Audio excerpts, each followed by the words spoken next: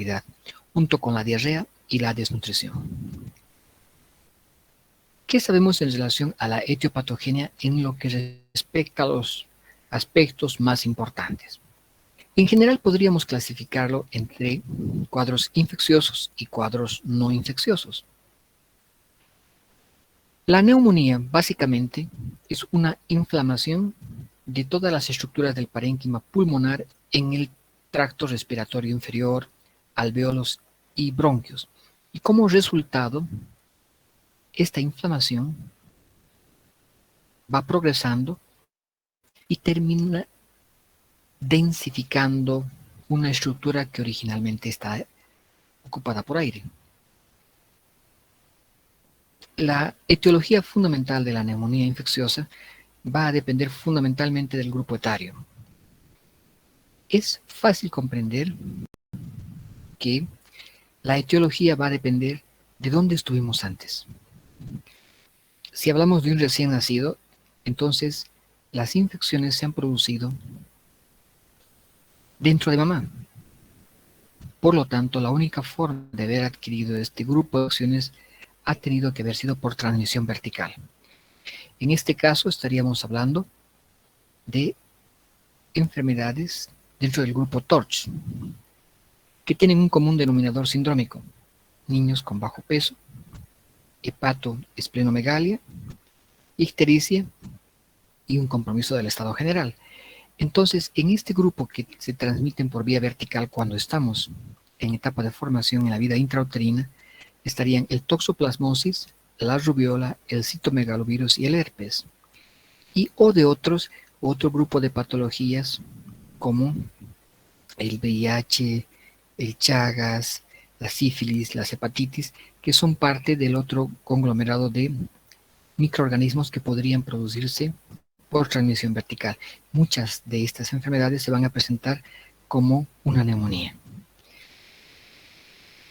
También puede ser producido al pasar por el canal del parto. Entonces, en el canal del parto se encuentran las enterobacterias. Y todo este grupo que ustedes ven acá corresponden a ese grupo. Escherichia coli y otros gram negativos, el Streptococo beta hemolítico del grupo B o Streptococo agalactiae, la Listeria monocitógenes y el Staphylococcus aureus, que se encuentra en la mayor parte de los grupos. Y ya posteriormente van apareciendo los virus que causan infecciones de las vías respiratorias, el virus sincitial respiratorio. Pero como ustedes notarán, la única forma de haber adquirido la infección es por transmisión vertical, el grupo TORCH, y podrían empezar a aparecer en las infecciones respiratorias. La otra es haber pasado en el canal del parto. De allí en adelante, las infecciones solamente pueden haber sido adquiridas en el entorno de la gente que nos rodea. Y este entorno de la gente que nos rodea son los responsables de producirnos la infección, ya que muchos de estos microorganismos en un porcentaje significativo están en la vía respiratoria de estos pacientes. De tal manera que entre los 5 meses a 5 años están el Streptococcus pneumoniae, el Haemophilus influenza tipo B, el Haemophilus influenza no tipificable y, como les decía, el Staphylococcus aureus. Pero aquí adquieren mayor importancia todos los cuadros virales gripales, desde el virus sincitial respiratorio hasta la influenza. Por encima de los 5 años, el Streptococcus pneumoniae se pelea el primer lugar por un atípico que es un micoplasma que se llama Mycoplasma pneumoniae, y otros atípicos como la Chlamydia pneumoniae y la Chlamydia psittaci. Pero los dos más importantes son estos dos, el Streptococcus pneumoniae y el Mycoplasma pneumoniae. Estos otros dos, el Staphylococcus aureus y el Haemophilus influenza, son menos importantes. Los cuadros virales pueden nuevamente ser importantes en este grupo etario. Este pequeño grupo de 1 a 4 meses es un grupo de puente en el cual los microorganismos pueden ser causados por por los mismos microorganismos de los recién nacidos y de la edad neonatal, o por estos niños de 5 meses a 5 años. Mientras más cerca estén a este grupo etario, serán más probables estos microorganismos, mientras más cerca estén a este otro grupo. Sin embargo, este grupo es importante porque aparte de los microorganismos virales que empiezan a ser más importantes y acá, porque se adquieren del medio en el cual rodeamos, ya no estamos dentro de mamá, ya no estamos en la vida intrauterina, esta clamidia trachomatis se ha adquirido al pasar por el canal del parto, pero el 80% de estos microorganismos que van a causarnos una neumonía lo van a hacer alrededor de los 3 a 4 meses. Y es por eso que la clamidia trachomatis es la razón de este grupo puente como principal característica, los microorganismos atípicos. Entonces, en conclusión, los microorganismos atípicos aparecen entre 1 a 4 meses y por encima de 5 años. Aquí como clamidia trachomatis y aquí como Mycoplasma pneumoniae, clamidia pneumoniae.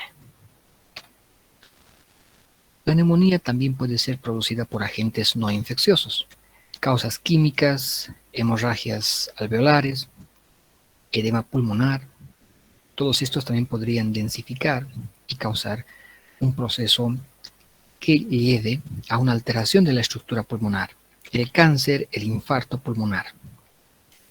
En términos generales, cuando hablamos de las causas infecciosas como las más importantes, los mecanismos de ingreso son la inhalación, que es la principal, y la broncógena descendente como continuación, la aspiración, y esta última que es la diseminación hematógena, que es menos frecuente, y lo cual generalmente es producido en pacientes inmunodeprimidos o en microorganismos muy agresivos. Siempre van a existir mecanismos de defensa que hacen que no estemos enfermando continuamente de neumonía. La producción del revestimiento de moco, el movimiento ciliar que continuamente está echando fuera los microorganismos, el reflejo de tos, la inmunidad por inmunoglobulina A y los macrófagos alveolares. Cuando pensamos en la fisiopatología, generalmente pensamos en la forma clásica de la neumonía que se conoce como síndrome de condensación. Y este síndrome corresponde a las causas infecciosas de la neumonía. El mecanismo es la inflamación del parénquima pulmonar. Cuando hablamos de un síndrome de condensación, secuencialmente se reconocen estas 4 etapas: una fase edematosa, una fase de hepatización roja, la hepatización gris y la resolución. Fíjense ustedes que en la fase edematosa, la característica central es esta, donde los alvéolos, que son estas estructuras que ustedes están viendo acá, se llenan con un líquido mucoso, el edema, que es rico en proteínas que contienen numerosos microorganismos, y esto es lo que da la razón de ser a esta etapa inicial del síndrome de condensación.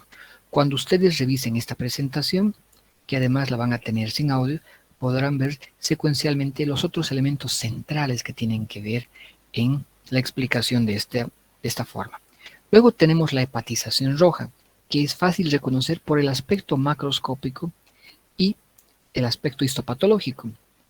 Esta fase, que dura 2 a 4 días de duración, tiene como evento central la congestión capilar muy notable que le da este aspecto rojo. Predomina la hemorragia intraalveolar.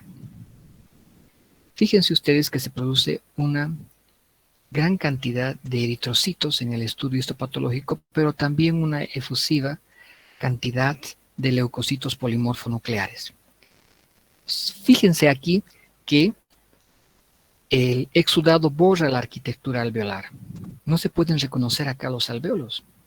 En cambio, en la etapa anterior, que era el alveolar, todavía se podía reconocer los alvéolos que estaban llenos de este edema. Aquí es imposible hacerlo. Entonces, el lóbulo afectado aparece de este color rojo vinoso con una consistencia similar a la que se observa en el hígado. Luego viene la hepatización gris, que es una etapa que dura 4 a 6 días,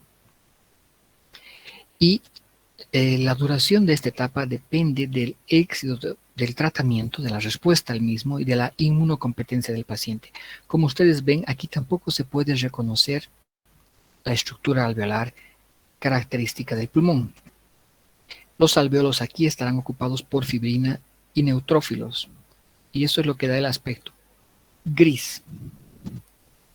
Entonces, aquí progresivamente se empieza a avanzar en los mecanismos de defensa, donde los macrófagos fagocitan las células polimorfonucleares, los fragmentados, eritrocitos y otros desechos celulares, de tal manera de que poco a poco vamos avanzando a recuperar la estructura normal del pulmón.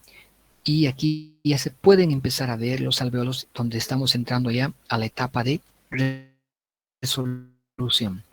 El exudado alveolar ha sido degradado enzimáticamente, los macrófagos fagocitan con mayor eficiencia el contenido del alvéolo, que queda de esta forma libre para permitir la entrada del aire y el pulmón recupera su estructura. Entonces, los restos se van a eliminar con la tos. Y punto. Ya está el síndrome de condensación con sus 4 etapas características, que es una pregunta muy frecuente en sus exámenes. La pregunta es, ¿y toda neumonía producir este síndrome de condensación con estas 4 etapas? La respuesta es no. Lo harán solamente aquellas neumonías clásicas, las neumonías que las hemos estudiado con mayor detalle. Sin embargo, hay neumonías atípicas que no lo producen. ¿Y a qué se debe esta variación? Bueno, fundamentalmente es multifactorial. Dependerá del lugar donde se adquiere la infección. Por ejemplo, como en la comunidad, en el hospital, la edad del paciente, la cobertura de vacunas, los microorganismos responsables y la virulencia, aspectos genéticos y presencia de factores de riesgo, cuáles, por ejemplo, procedimientos invasivos, comorbilidades como malnutrición, piodermitis y otros. Ahora bien, en infancia en general, la mayor parte de las neumonías que ustedes van a ver van a ser neumonías atípicas, porque estos niños, dado el esquema amplio de la cobertura de las vacunas, todavía mantienen un importante aspecto de protección, más aún si están lactando, ya que la lactancia materna representa un factor adicional de protección. A medida que vamos creciendo, vamos perdiendo la cobertura de las vacunas, la inmunidad va desapareciendo y por lo tanto empiezan a ser más frecuentes las neumonías clásicas, las neumonías bacterianas que dan el síndrome de condensación. En cambio, en la infancia las más frecuentes son las neumonías atípicas y que vamos a estudiarlas. Cuando hablamos de una neumonía hospitalaria, por ejemplo, es decir, que se adquiere a nivel del hospital, ¿cuál sería la etiología? Pues va a depender de cómo se produjo, cómo se llegó a producir esta situación. El paciente estaba con procedimientos invasivos, por ejemplo, estaba en UTI, estaba con catéteres. En ese caso habrá que sospechar de microorganismos como el Staphylococcus aureus, la Escherichia coli y otros gram negativos como la Pseudomonas aeruginosa, que por el ambiente hospitalario además y su múltiple exposición a antibióticos son microorganismos multiresistentes. Cuando no son procedimientos invasivos, en un hospital ocurre lo mismo que en la comunidad. Los pacientes se contagian entre ellos los cuadros virales. Entonces, cuando no hay procedimientos invasivos y el paciente estaba ya por una diarrea, pero había un cuadro gripal en la sala, pues él también terminará con un cuadro gripal, ya que allí no había un procedimiento invasivo que me predisponga a este otro tipo de infecciones. ¿Y qué es lo atípico de la neumonía típica? Ya sé que la neumonía típica produce un síndrome de condensación con estas 4 fases. Ya sabemos que las neumonías típicas son más frecuentes mientras más grande sea el paciente. Ya sabemos que las neumonías atípicas son más frecuentes en niños más pequeños, donde hay una importante cobertura de vacunas y la lactancia materna un importante factor de protección. Pero eso es lo único que hemos dicho hasta acá. Pero, ¿qué es lo atípico de la neumonía atípica? Bueno, básicamente son neumonías causadas por microorganismos menos virulentos. Por lo tanto, no desencadenan una reacción inflamatoria tan grande como para poder hacer todas las etapas que hemos antes estudiado. Entonces, las neumonías, al ser microorganismos menos virulentos, menos agresivos, son neumonías afebriles o subfebriles. Estos cuadros no responden a los antimicrobianos usuales y además tienen otros síntomas y otros signos que no son característicos de una neumonía típica. Por ejemplo, ¿qué hace la conjuntivitis en ese niño? O síntomas catarrales, o exantemas en la piel, o presencia de sibilancias en los pulmones. Estos no son característicos de una neumonía típica que van a observar en el adulto. Son más característicos de estas neumonías atípicas que van a observarse en niños más pequeños o en los extremos de la vida. Otra cosa más, no tienen correlación clínico-laboratorial. El niño puede estar muy mal clínicamente, pero sus exámenes de laboratorio no lo muestran. Pueden estar normales. O al revés, es un niño que está tosiendo hace 2 semanas y no tiene nada más que tos, pero prolongada. Toman una placa radiográfica y sus pulmones están tan comprometidos que sorprenden encontrar una neumonía intersticial en ambos campos pulmonares. Sin embargo, el niño está bien. Entonces hay una falta de correlación clínico-laboratorial. No encuentro en mis exámenes lo que espero encontrar dada la clínica que presenta este paciente. Estas neumonías atípicas pueden ser de corta duración o pueden ser persistentes más de 15 días. Cuando es mucho más de este tiempo, más allá de los 15 días, cuando ya se convierte en un cuadro atípico crónico, aquí hay que pensar en patologías distintas y no necesariamente a los microorganismos que hemos mencionado y que causan la infección. ¿Y cómo se presentan los estudios laboratoriales en estas neumonías atípicas? El hemograma puede estar normal o tener una leucocitosis leve o una leucopenia. Si es que hay una leucocitosis, usualmente hay predominio de mononucleares en lugar de polimorfonucleares como ocurre en una neumonía típica.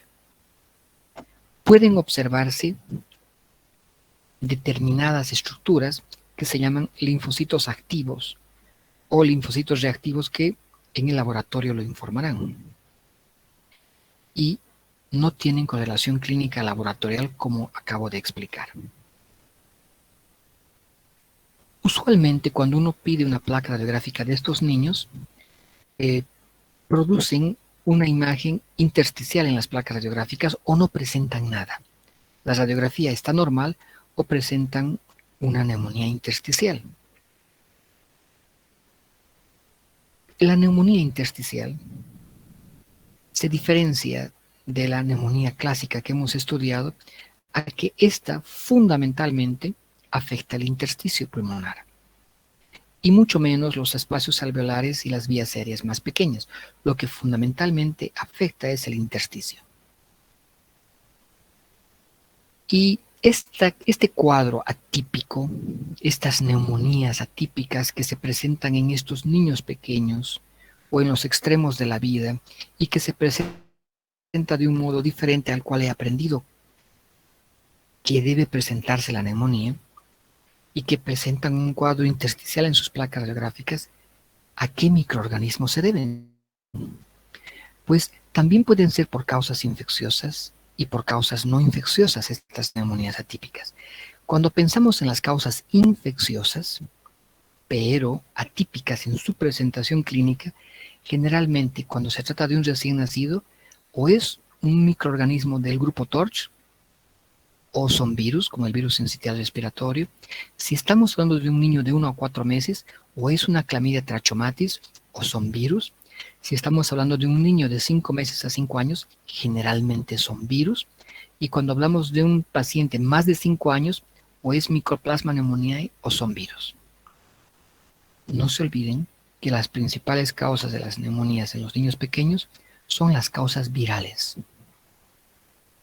Las causas de las neumonías atípicas por otros microorganismos distintos a los virus ocurren en 2 edades, entre los 1 a 4 meses por la Clamidia trachomatis y en los mayores de 5 años donde está el Mycoplasma pneumoniae y la Clamidia pneumoniae.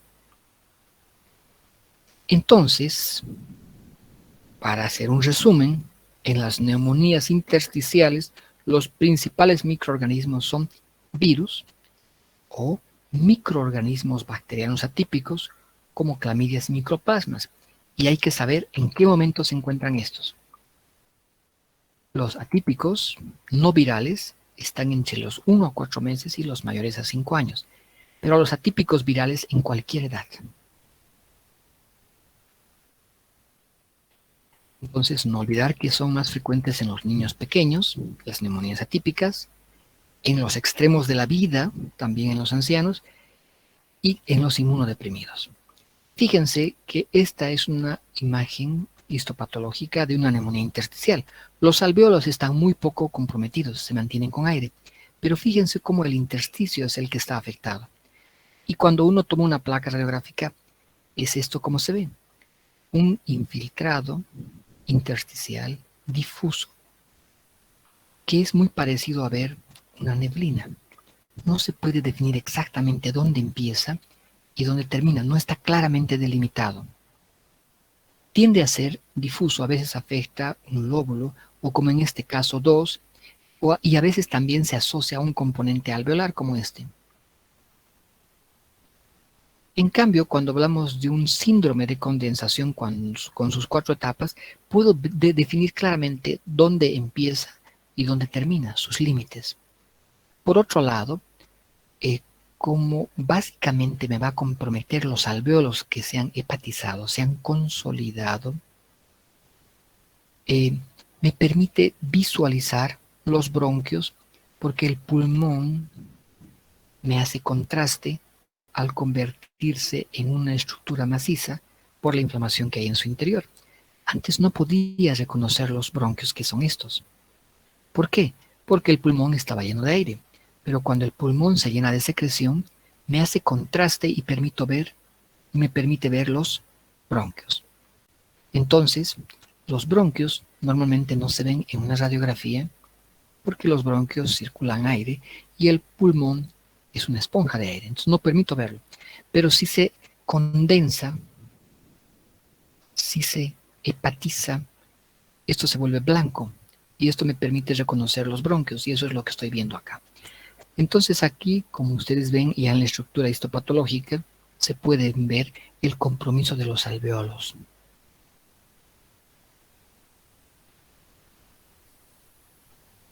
Pero hemos dicho que los cuadros atípicos que dan neumonías intersticiales, y no se olviden que también puede haber nada en la radiografía, nada, absolutamente nada, solo sintomatología respiratoria, y nada.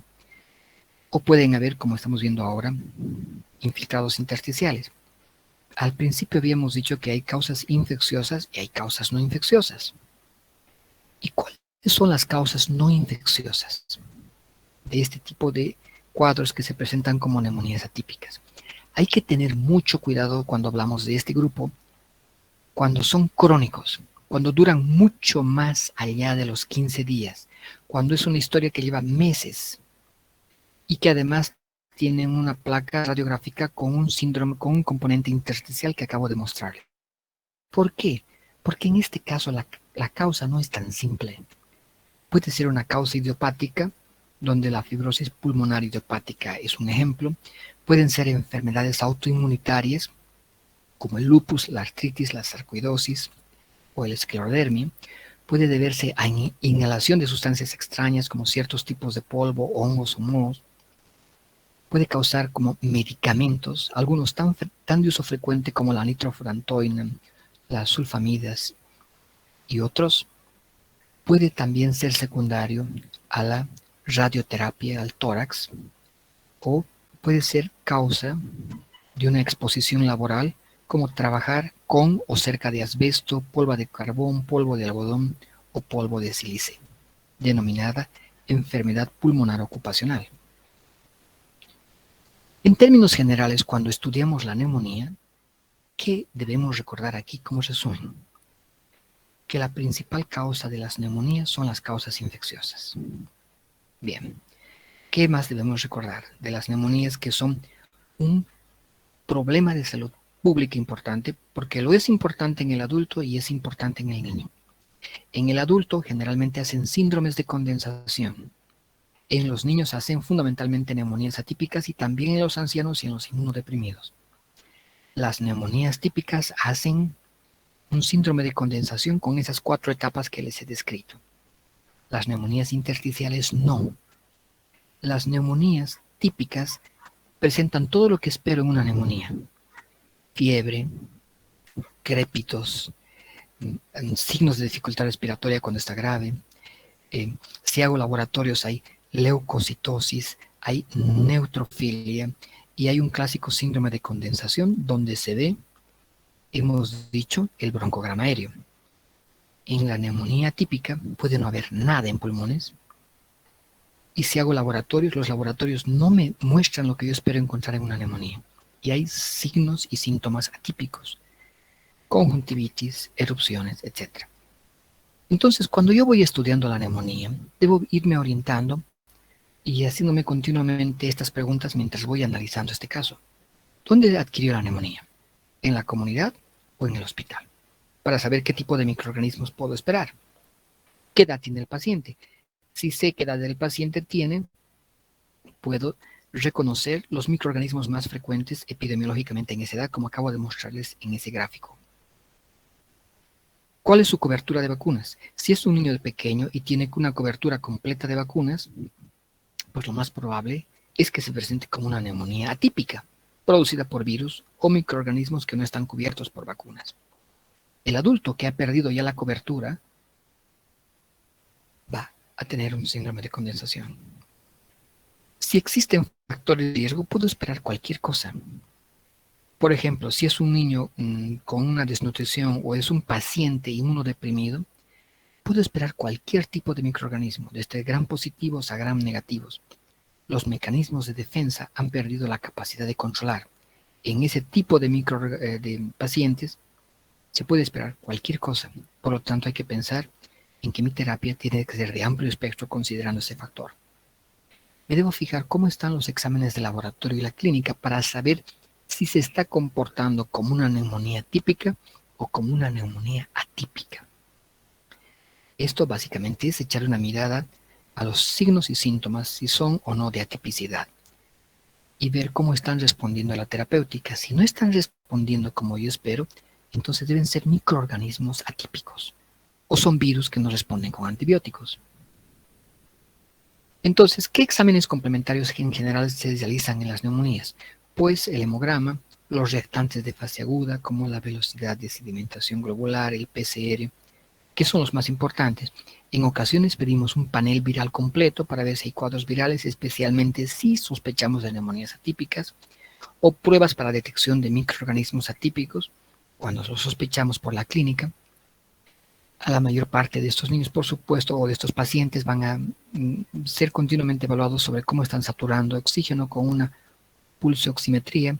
Sí, con toda seguridad van a tener una radiografía de tórax. Si es un paciente de mayor edad, más de 65 años, es recomendable tomar una tomografía porque podría tratarse de cáncer.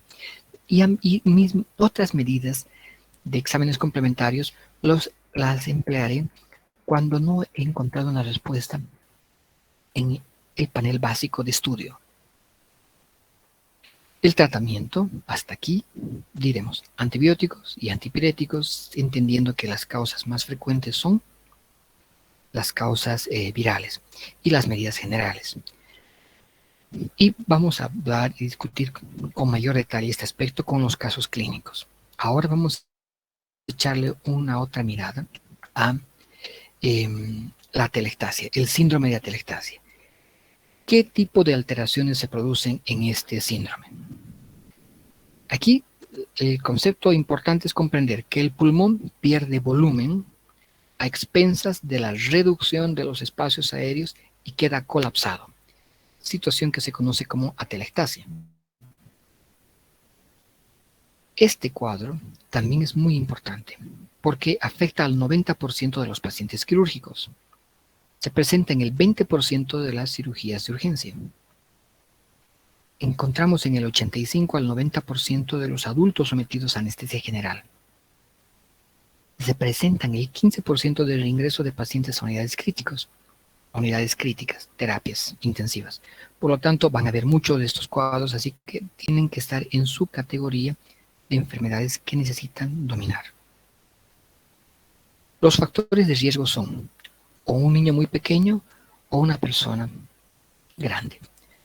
Enfermedad pulmonar que tenga asma, EPOC, bronquiectasia, fibrosis quística, que haya sometido a anestesia general, tabaquismo importante, obesidad, músculos respiratorios débiles, por ejemplo, distrofia muscular, lesiones de la médula espinal, desnutrición, inmunodepresión.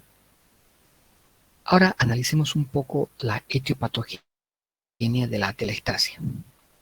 La atelectasia puede ser por una obstrucción de las vías aéreas, puede ser por una compresión,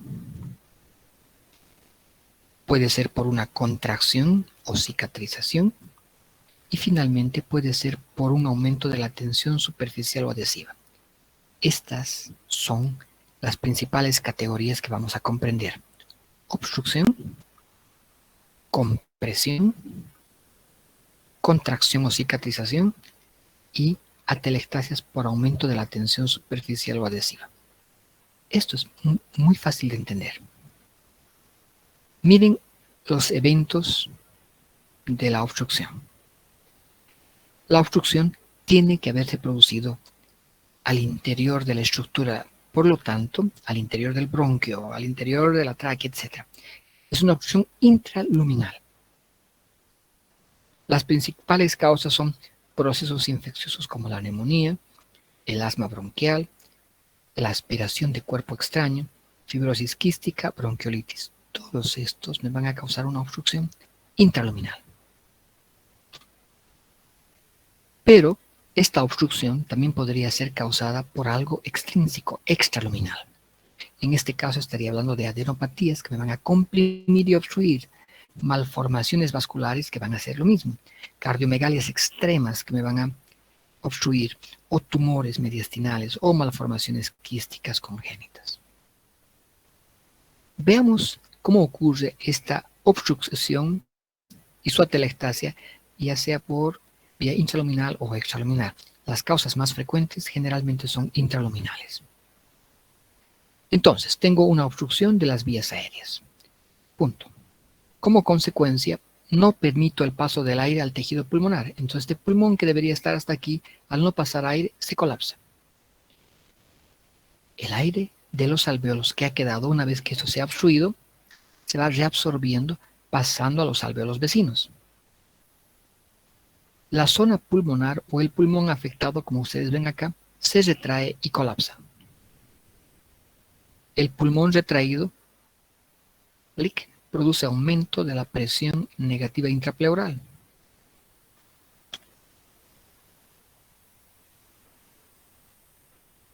Y esto hace que se produzca una desviación de las estructuras mediastinales a este lado del pulmón afectado, compensando esta pérdida de volumen que se ha producido por la obstrucción y la atelectasia. Y también se va a generar hiperinsuflación compensatoria en las áreas pulmonares no afectadas y el pulmón contralateral. Entonces, se va a ver así cuando es una atelectasia masiva. Miren ustedes. Este es el pulmón que se ha producido la atelectasia. Como ustedes verán, la tráquea que debería estar aquí en el centro ha sido desviado al lado afectado. Entonces hay una desviación del mediastino hacia este lado. Miren que este corazón que debería visualizar parte de esta estructura también ha sido traccionado hacia este lado, hacia el lado de la atelectasia. Veamos los eventos fisiopatológicos. Entonces, en el pulmón afectado se van a acumular secreciones Y la evolución espontánea sin tratamiento de esta zona, cuando es muy grave, puede producir un deterioro irreversible del tejido pulmonar. Tenemos que desobstruir.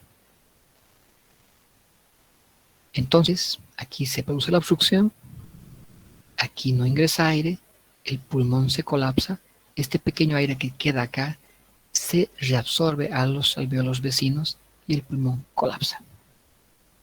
El mediastino se desvía hacia el pulmón colapsado.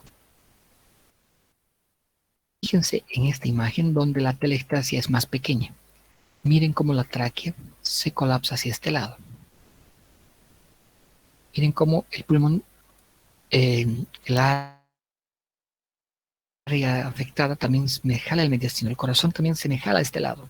Miren que este lugar acá donde el pulmón no se expande, me ha quitado espacio en el cual el pulmón debería estar ocupando. Entonces hay un desnivel en el diafragma. El diafragma, si se fijan acá, está ligeramente más hacia arriba que este otro, porque este pulmón ha colapsado y el aire que debería estar en él ya no existe.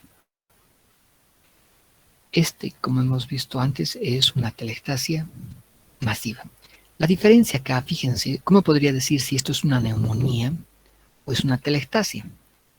Pues no se olviden que en la neumonía lo que hay es una hepatización.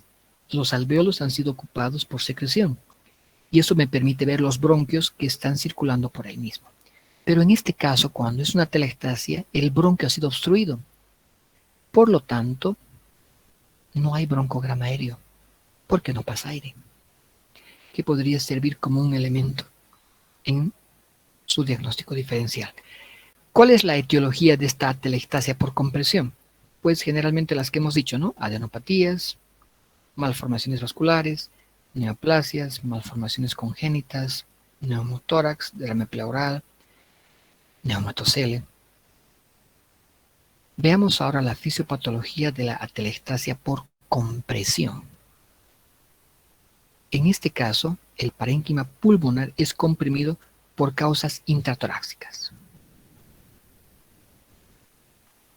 Como causa de la compresión, da lugar a la salida del aire alveolar por las vías respiratorias permeables.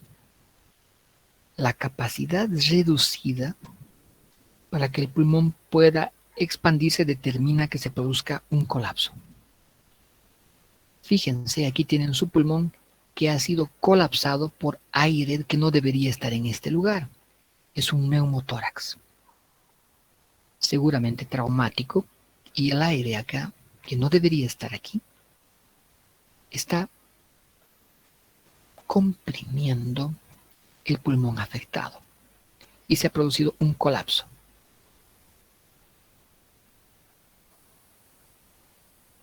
Esta es la imagen como se vería en su radiografía. Aquí hay mucho aire, donde no debería haber. Este aire debería estar en los pulmones. ¿Y dónde está el pulmón? Colapsado. Este es su pulmón. Este es su pulmón. Fíjense el gran colapso que ha tenido como consecuencia de este neumotórax. Se nota claramente la estructura del pulmón contralateral, donde se puede reconocer que si bien hay aire en el pulmón, no es aire por aire, es aire en una esponja de aire que es el pulmón. Por eso no es completamente negro. Pero este es aire. Por eso se ve más negro que este otro. ¿Y cuál es la etiología de la atelectasia por contracción o cicatrización? En este caso, esta otra, en el anterior hemos dicho que el ejemplo podía haber sido un neumotórax. En este caso, cuando hablamos de este otro mecanismo, la atelectasia por contracción o cicatrización, está la tuberculosis, fibrosis pulmonar idiopática, bronquiolitis obliterante, displasia broncopulmonar. En general, como ustedes verán, procesos crónicos que llevan a procesos de cicatrización importante. Entonces, su fisiopatología sería la siguiente. Las alteraciones fibrosas, las cicatrices generan una malla dura que va presionando y atrapando el pulmón, contrayéndolo por las cicatrices que se están formando. de tal manera que el pulmón queda atrapada en esta red de cicatrices y no se expande completamente. Esto ocasiona una disminución del volumen pulmonar y el colapso. Y nuestro pulmón estaría encerrado por sus múltiples cicatrices. La última, la etiología que ocurre por la deficiencia de surfactante. Esto ocurre en dos condiciones. En los prematuros extremos, donde no hay surfactante, se llama enfermedad de la membrana hialina, y también el síndrome de dificultad respiratoria del adulto en el otro extremo. ¿Qué ocurre? El surfactante, que es producido por los linfocitos tipo 2, normalmente disminuye la tensión superficial de los alvéolos y evita la atelectasia. Ustedes esto ya lo han estudiado en fisiología. Entonces, aquí tenemos las moléculas de surfactante que lo que hacen es determinar que las fuerzas entre las moléculas del fluido estén reducidas y estabiliza la pared alveolar. Cuando no hay surfactante, entonces la pared alveolar colapsa y se pierde la protección entre las moléculas del fluido. Entonces, la deficiencia de surfactante pulmonar hace que el pulmón no mantenga su estructura normal y colapsa. ¿Cuál es la clínica? Y aquí terminamos. Inspección, palpación, percusión y auscultación para diferenciar entre una condensación y una atelectasia. A la inspección, en una condensación hay una disminución de la excursión pulmonar. En una atelectasia puede estar normal, pero si la atelectasia es masiva o importante, también puede haber una disminución de la emisora afectada y de la exclusión pulmonar muy parecida a esta. ¿Qué va a haber a la palpación? Aquí en la condensación, aumento de las vibraciones. En cambio, en la atelectasia hay una disminución o desaparición de las vibraciones. ¿Qué va a haber en la percusión? Matidez y matidez. En la condensación voy a encontrar crépitos y el soplo tubárico o buff tubárico. En las atelectasias, ausencia de murmullo vesicular. Y con esto habríamos terminado el cuadro de los síndromes parenquimatosos. Estará grabado para que ustedes lo puedan revisar las veces que necesiten. Y lo estaremos discutiendo esta vez en la mirada de los estudiantes que estudiarán este tema en condiciones de expertos y escucharemos a ellos hablar sobre este tema en nuestro seminario del día viernes. Y luego en nuestros grupos prácticos estaremos discutiendo en los casos clínicos. Agradecerles a todos por acompañarme en esta grabación y nos estaremos reuniendo en una oportunidad posterior. Bien, hasta aquí está grabado todo. Ahora podemos pasar a las preguntas si existieran.